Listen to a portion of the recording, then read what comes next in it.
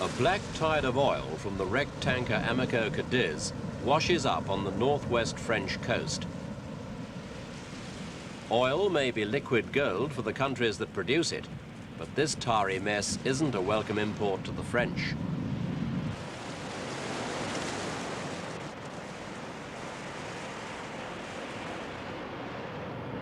It all started when the Amoco Cadiz ran aground with a cargo of 220,000 tons of light Arabian crude. The western approaches to the English Channel are feared by seamen because of fierce and unpredictable currents. To make things worse, the coast of Brittany is littered with reefs and shoals. They've been the graveyard of many a ship over the centuries. This was the victim that was to exact a terrible revenge.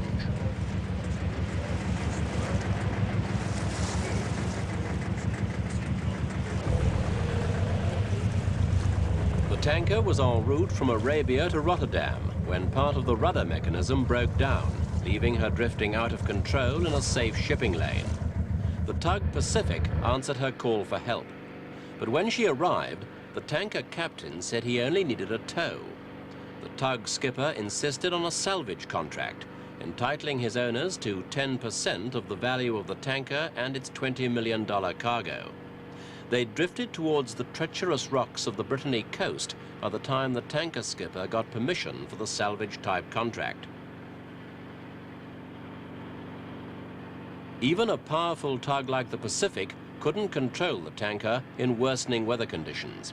Towing cables snapped twice before she went on the rocks. They soon ground through the hull and oil flowed into the sea. The tanker had come to rest only a mile offshore, so oil slicks soon hit the beaches. The world got its first taste of supertanker disasters 11 years ago, when the Torrey Canyon ran aground off southern England. It was carrying 120,000 tons of oil, roughly half the quantity on the Amoco Cadiz, and only 40,000 gallons of that leaked away. Detergent was sprayed on the oil to break it down, but it didn't keep the oil off the beaches of Britain and France. It did incalculable damage to marine life, both at sea and on the shore. Eventually, the British government bombed the wreck.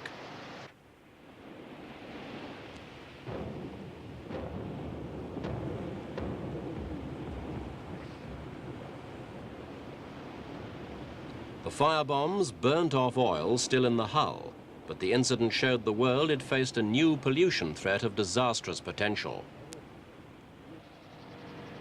The new breed of supertankers are often as big as 300,000 tons. That's more than twice the size of the Torrey Canyon. Some are even as big as 500,000 tons. There are some 600 of them sailing the high seas, and they've been called the most dangerous self-propelled vehicles in the world. Many are over 1,000 feet long, 160 feet wide, and draw 60 feet of water. They can need 3 miles or 20 minutes to come to a halt. The supertankers have been nicknamed the oilbergs of the oceans.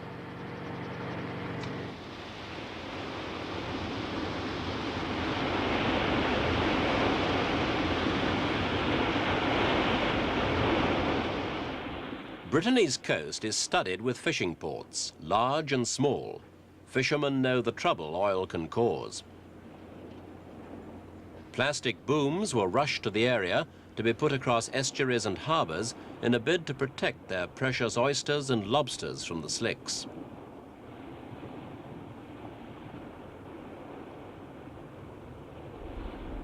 So far, most of the West German-owned Pacific is just one of many tugs which frequent busy sea lanes like the English Channel. Ships in trouble mean lucrative salvage contracts for them. French marine police arrested both the skippers of the tug and tanker, charging them with negligence, but they were later freed on bail. The owners of both vessels denied the charges.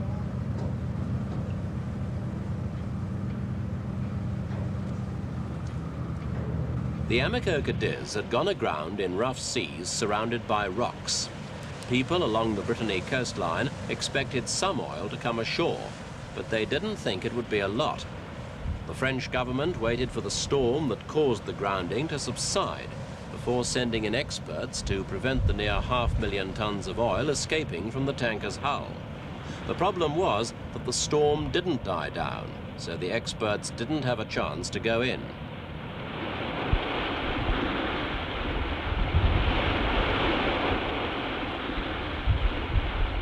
Waves stirred up by 60-mile-an-hour winds made the tanker's hull grind itself to pieces on the rocks. 200,000 tons of oil flowed out. The problem was that the rough seas literally rinsed the oil out of the tanker's shattered hull. Oil slicks were spread along the Brittany coast and were carried by the sea to cover 130 miles of shore, as well as 800 square miles of fishing grounds.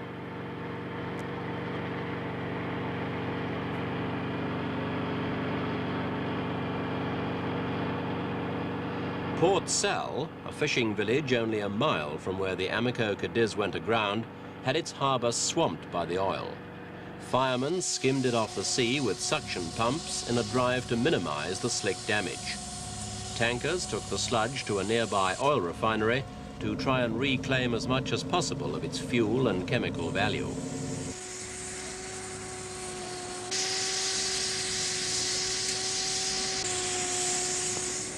People flocked to the area offering to help, but the authorities appealed to them to keep away so they wouldn't get in the way of trained emergency workers.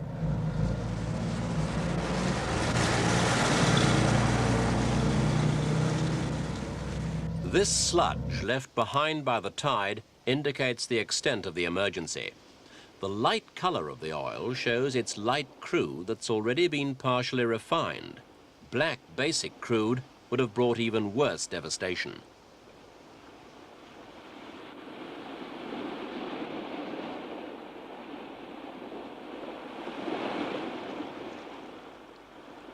But the damage to these oyster beds is just part of the widespread devastation that has been brought by the oil.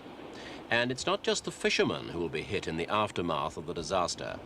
Brittany's beaches and seafood make it a popular tourist centre. So the hotel keepers and restaurant owners won't do much business, this summer at least.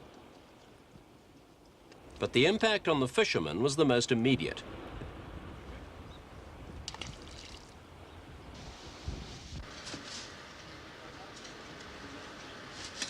One group of fishermen managed to save their stocks by moving them overland to unpolluted waters before the oil arrived. It was a massive operation, carried out largely at night to prevent the oysters and lobsters getting too warm. But that rescue operation was only a small drop in this slimy ocean. One of the first questions everybody asked was, who would pay for the oil to be cleaned up and compensate people whose jobs were hit? Due to an international agreement, the oil company who chartered the tanker were to pay the sum of $15 million. But many people said much more than that would be needed, and the burden was expected to fall on the French government.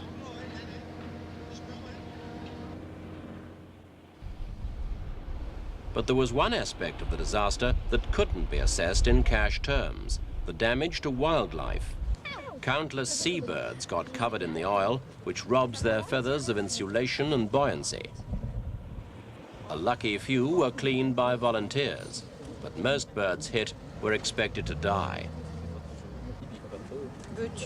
The problem was that the disaster struck at the worst possible time of the year. Wildlife experts said the area was teeming with migrating seabirds on their way back to Britain after wintering in the Mediterranean. They estimated tens of thousands of birds flew straight into the oil. These were just a few of those who never made it to their summer home.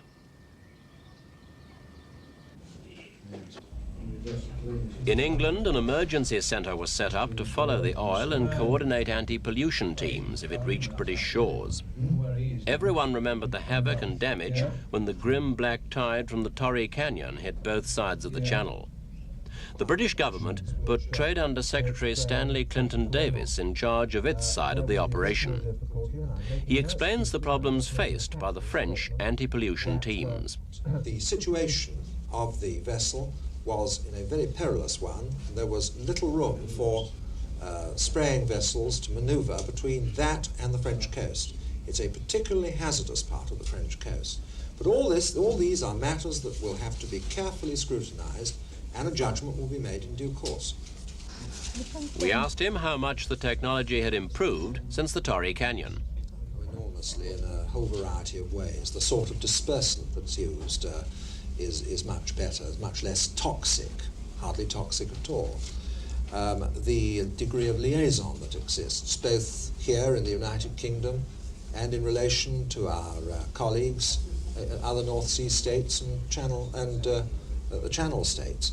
All these, of course, have improved fantastically since those days, but there still, of course, is serious risk and hazard as far as the situation is concerned. On Guernsey, one of the Channel Islands and close to the wreck, the British government shipped in extra oil-dispersing chemical to supplement the emergency stocks already there, and an armada of ships stood by to sail out and battle the oil slicks if necessary.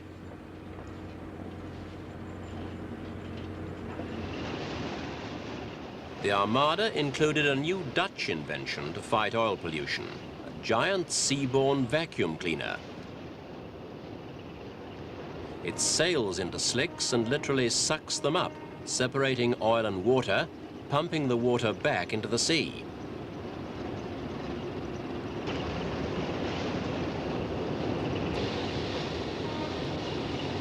In spite of chemical developments, fishermen still believe spraying kills fish, so this special box has been developed by the British. When it's towed behind the sprays, it mixes the chemical and the surface water to make sure the floating oil, not the fish below, is affected. A week after the Amoco Cadiz ran aground, oil was still pouring out of her tanks.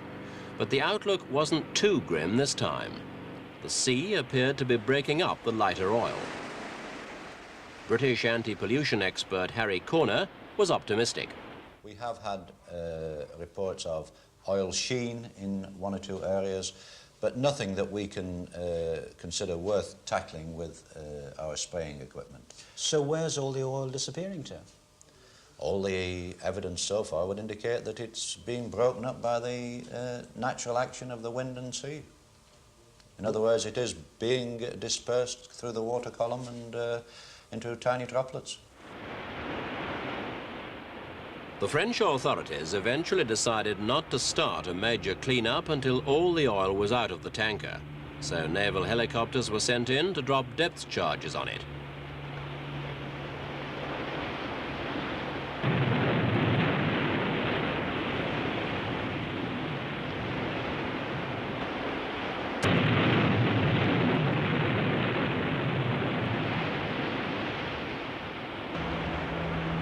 Frogmen later discovered there hadn't been any oil left when the charges were dropped. Nearly 250,000 tons of oil had escaped. The incident led to calls for international rules for tankers in trouble to avoid a repeat of the delay when the Amoco Cadiz first broke down. Anti-pollution groups wanted United Nations rules giving coastal governments like France the power to order tanker captains to take specific action if they had problems. A similar incident with a tanker carrying heavy crude could have been even a bigger catastrophe.